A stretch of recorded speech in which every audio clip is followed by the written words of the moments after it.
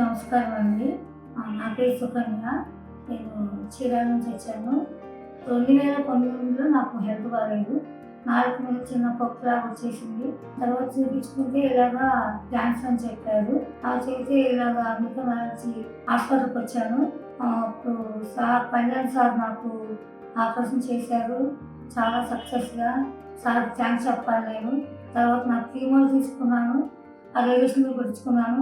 మళ్ళీ క్యాన్సర్ అంటే కొంతమంది చాలా మంది భయపడుతూ ఉంటారు. నాకు 2019 కదా, ఇప్పుడు 7 years అయిందండి. నాకు చాలా హ్యాపీగా ఉంది. నా ఫ్యామిలీతో నేను హ్యాపీగా ఉన్నాను.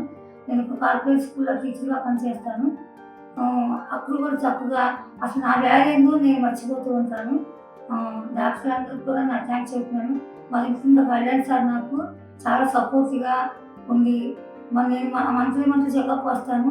అసలు సార్ బాగా చూస్తారు. దీనివల్ల కూడా ఎవరు కూడా భయపడినక్కర్లేదండి. ఇలా సార్ దగ్గరికి చూపించుకోవాల్సిందిగా కోరుతున్నాను. Thank you.